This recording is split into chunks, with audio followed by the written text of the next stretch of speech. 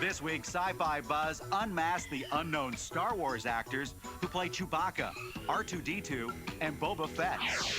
Watch your step. We're tripping into Bob's basement again. England's top-selling fantasy author. And some of the silliest sci-fi films ever made. I am your father's brother's nephew's cousin's former roommate. Prepare. Stand by. The buzz. Movies. Personalities. Sci-Fi. FX. Behind the scenes. Cutting edge. Get ready. Sci-Fi. Sci-Fi Buzz. Hey Buzzers, welcome to Sci-Fi Central. We have the latest buzz in science fiction, fantasy, and horror for you every week here on Sci-Fi Buzz. Mike Jurek, your friendly host. Friendly most of the time anyway. Hey, I would have mentioned this before, but I figured you knew. I guess most of you sci-fi fans don't necessarily read Time and Newsweek. So it's worth mentioning that last spring, X-Files executive producer Chris Carter made Time magazine's annual list of 25 most influential Americans. The magazine praised him as a televisionary, placing him in the same league as Rod Serling and Gene Roddenberry. Then Newsweek listed Chris among the members of their Century Club, 100 people to watch as America prepares to pass the gate to the next millennium. So congratulations, Chris, on being recognized by those distinguished magazines. Chris is one of our favorite guys to work with. Now, it's time for some Buzz headlines. A pair of dark revivals top this week's Buzz News. Wait Until Dark, the 1966 stage thriller, which became a film in '67, is once again headed back to Broadway. And guess who the producers hope to cast as one of the leads? None other than Quentin Tarantino, the director of Pulp Fiction and screenwriter co-star of From Dusk Till Dawn. Though the deal is not yet signed, Tarantino is currently in negotiations to star in the revival. Naturally, the genre-loving filmmaker would take the role of the crazed psycho. I don't know what I'm looking at, but it's the size of 3 cruise ships. And Dark Skies, the alien conspiracy drama that NBC canceled last season, could be getting a new life overseas. It seems the X-Files-like series is so popular with foreign audiences that Columbia is considering producing a 2-hour Dark Skies movie exclusively for the international market. And that's the latest buzz.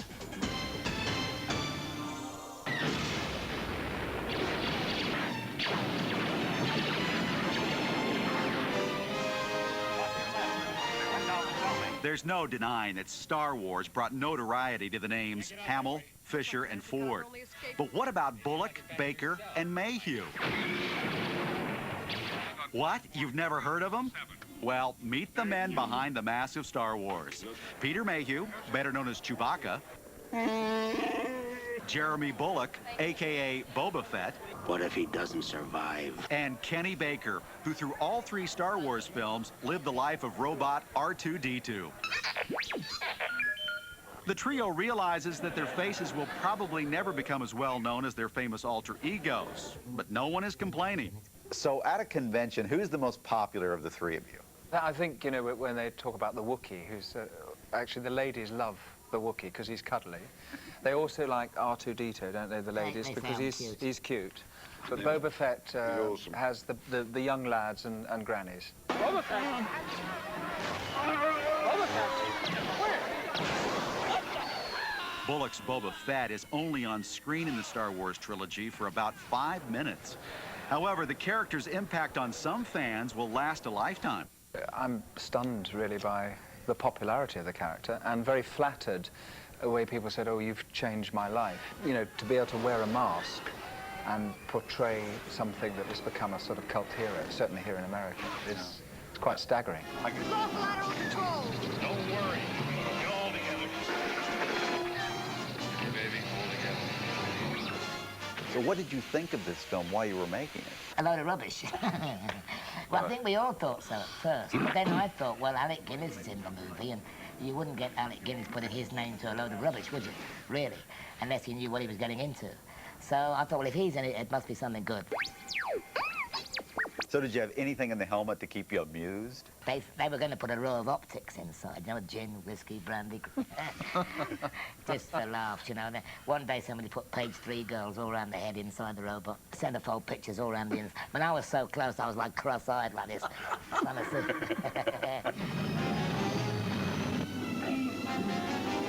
What direction, if any, did you get from George Lucas when you made the film? He described the character as an anthropoidic bear, and the only thing he couldn't do was talk. Get in there! Get in there, you big Coyote! I don't care what you smell! Get in there! I knew what he was talking about because they'd been together a long time. 3PO knew, and by the end of the movie, everybody else had a good idea what he was talking about. What are you doing? You're not actually going into an asteroid field. They'd be crazy to follow us, wouldn't they? What is the downside of being in the Star Wars movies? I don't think there is a downside. No, there isn't. Definitely not. Just see people's faces when they come out and say, "Did you really play Bob?" Oh, and you know, I mean, it's lovely to see it. Who says sci-fi films have to be serious? Sir, these lights keep blinking out of sequence, sir. What should we do about it, sir? Get them to blink in sequence. And Bob Burns is down in his basement again. As usual, in just a little bit, I'll give you our Buzz Best Bets. But first up, some movies that really wouldn't be on a Best Bets list, but they're worth watching anyway, and worth your laughter. The staff has put together a second batch of sci-fi movies that were made to be funny. By definition, science fiction is fiction that's highly imaginative or fantastic. But the dictionary doesn't say sci-fi has to be cerebral. So these classic comedies definitely fit the genre. They just happen to be a hoot as well. Is this the best they could offer? Oh, well, I guess I'll bring you in next week and have your head removed. In Sleeper, Woody Allen awakens in the year 2173 after being cryogenically frozen. This 1973 comedy was anything but a sleeper. It was a box office hit. Look, you've got to be kidding. I want to go back to sleep. If I don't get at least 600 G's, I'm grouchy all day. Years before the dawn of digital effects, Allen created a wonderfully wacky futuristic world. His production team filled it with domed cars, oddball robots, and giant produce. That's a big chicken. Sleeper is reminiscent of the old Keystone Cop comedies. Woody Allen's character tries to avoid secret police while attempting to foil a futuristic dictator. Mark T minus 20 seconds. In 1982, reluctant pilot Robert Hayes saved a troubled shuttle flight to the moon in the appropriately titled Airplane 2, the sequel. I have the strangest feeling we've been through this exact same thing before. Except this time I know exactly what I'm doing, Elaine. But Ted! Unfortunately for the passengers, control of the shuttle is taken over by a HAL-like flight computer named Rock. Captain, I think we have a computer foul-up. I see. Well, what do you recommend, Captain?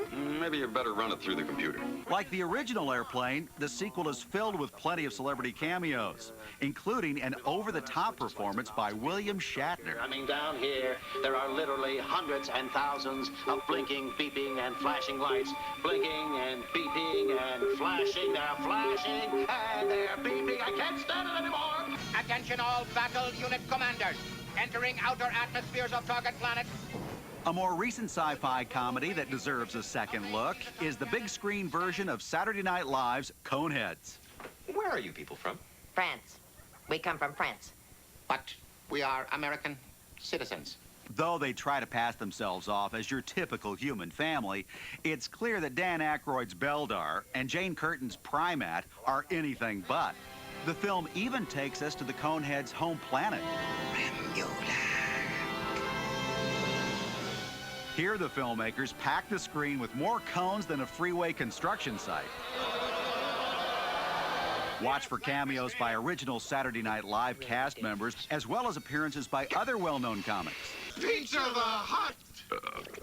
And if you love a good pun, or a bad one for that matter, you'll love Mel Brooks' Star Wars spoof, Spaceballs. Ludicrous speed! Go! This gag-filled farce features Bill Pullman as a Han Solo lookalike, John Candy as his humanoid dog, Barf, and Mel Brooks himself as... Yogurt the wise. Yogurt the all-powerful. Yogurt the magnificent. Please, please, don't make a fuss. I'm just plain yogurt. Spaceballs follows the perils of pretty princess Vespa as she and her cohorts try to defeat the evil Dark Helmet.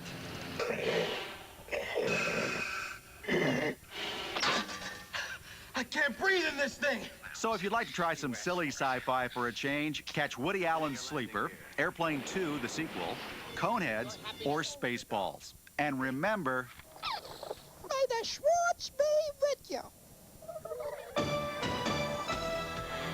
My name is Simon Body from Bethlehem, Pennsylvania, and I'd like to recommend for anybody who's a fan of Babylon 5, the new books that are out. The authors really keep their characters alive, and they really, really keep your interest in it. I'm reading the most recent one, book number 6, Betrayals by S.M. Sterling. Really good book. I highly recommend it.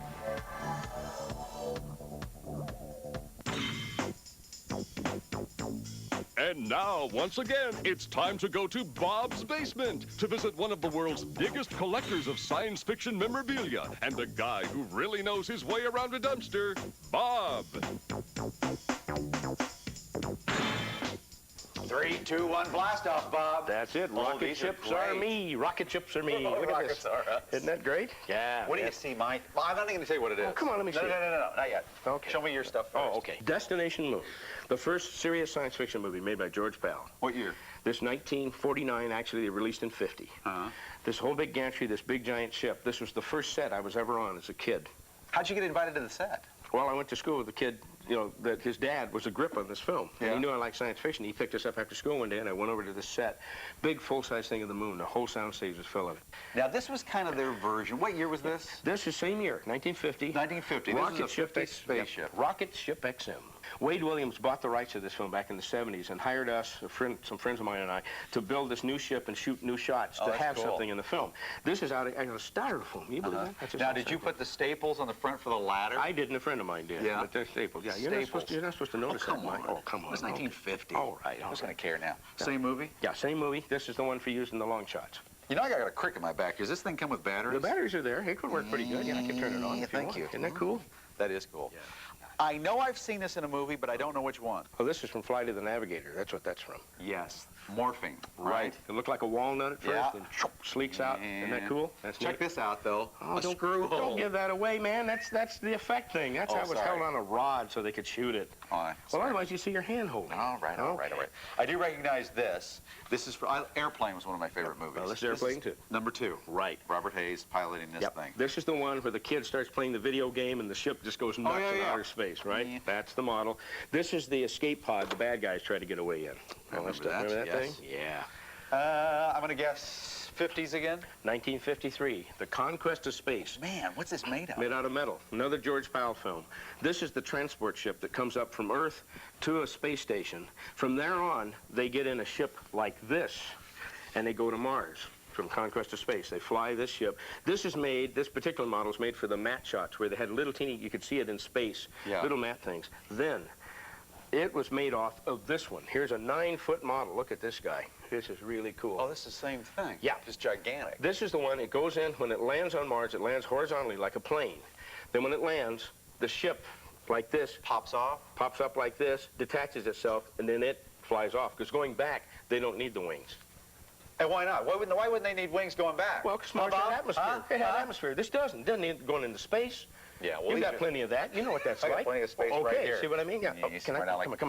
Here we go. All right. I knew we were looking at rockets. Yeah, I know so that. I brought this in for you. Oh, man, that's cool. I found this out jogging. I went by this vacant lot. It was just laying there. You think that's worth anything? You found it in a vacant lot? Yeah. What's wrong with that? Well, I mean, you know, somebody's probably looking for this. Oh. So you're the guys that have my damn rocket ship. Get away from that thing, Mike. Get away! Hey, Bob! Bob, give him the rocket! Bob, rocket!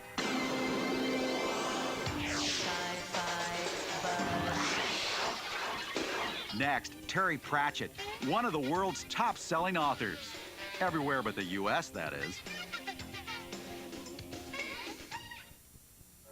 Lon Chaney Jr.'s Inner Sanctum films have finally found their way to video and to this week's Buzz Best Bets. Finding someone like you in this strange setting with witchcraft and jungle gods, it's... Classic horror star Lon Chaney Jr., probably best remembered as the Wolfman, also starred out of makeup in a 1940s film series known as The Inner Sanctum. These creepy, low-budget thrillers featured Chaney as a relatively normal guy thrown into bizarre, often horrific scenarios. Listen, you psychopathic young fool. The 6 titles released on video include Dead Man's Eyes, in which Chaney plays a painter blinded with acid by his jealous model. Pillow of Death has Chaney playing the role of a murderous family man, and Frozen Ghost features Chaney as a hypnotist who discovers the secret behind a horrific wax museum. Universal has released the 6 films on 3 tapes, with each pair of films costing a mere $15. And those are this week's Buzz Best Bets. Did I tell you that we constantly check the Buzzboard line for your suggestions, your favorites in the world of science fiction, fantasy, and horror? My name's John Thompson from Las Vegas, Nevada, and I'd like to recommend a magazine called Cemetery Dance, which should appeal to anybody who's into dark fantasy, suspense, horror. The magazine includes some lengthy interviews with people like David Scow and Stephen King and Clive Barker, and also has some pretty insightful movie and book review columns, which will keep you on top of the art of the macabre.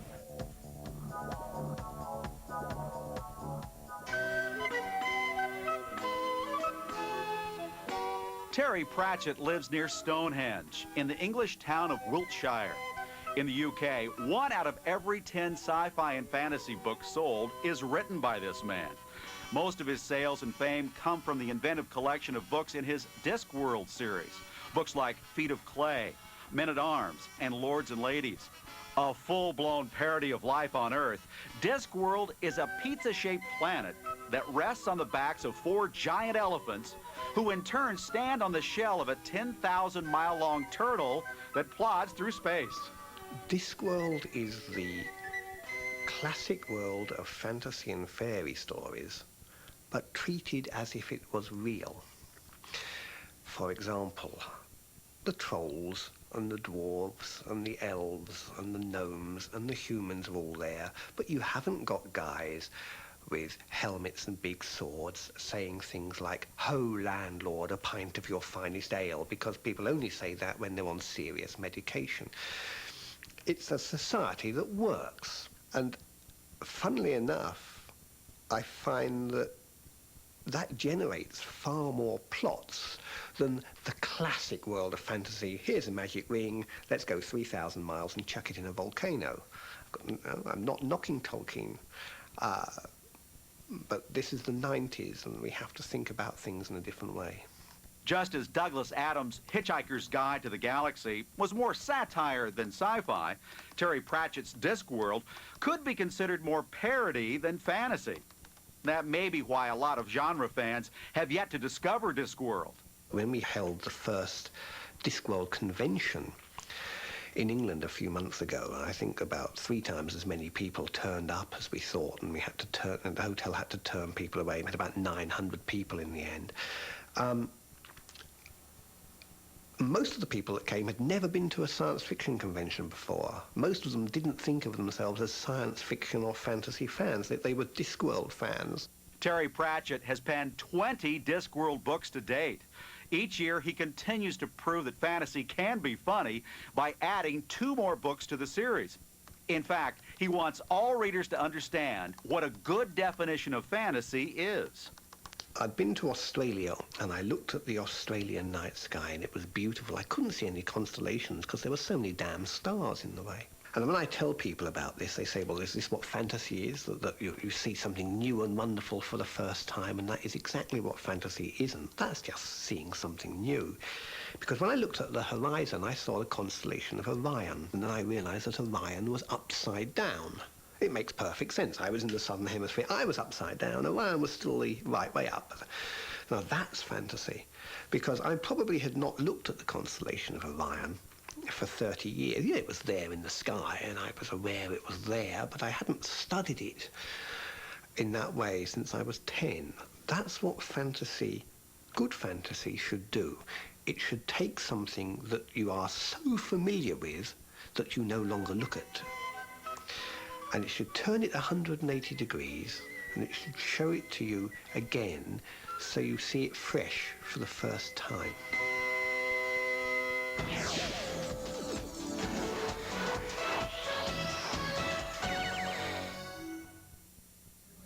Can you believe this 4-year study of Star Trek fans by a British psychologist? Check this out. The conclusion, 5 to 10% of the fans met the psychological criteria of addiction. Hey, wake up, Doc. How about all those people around the world who cannot miss the X-Files? Or how about Babylon 5 obsessed people we hear so much about on the internet? I mean, come on, Doc, wake up. Go back to studying rats. People love their science fiction and fantasy. That's just the way it is. Now, all you addicts out there who need your Sci-Fi Buzz fix, check us out next week. See you then. Same time, same channel. Gotta have it. Gotta have it. After you've ventured into the final frontier, experience fantastic adventure with the first men in the moon. See Star Trek V, followed by Alien Voices tonight beginning at 7:30 p.m. Eastern. Now, stay tuned for amazing stories.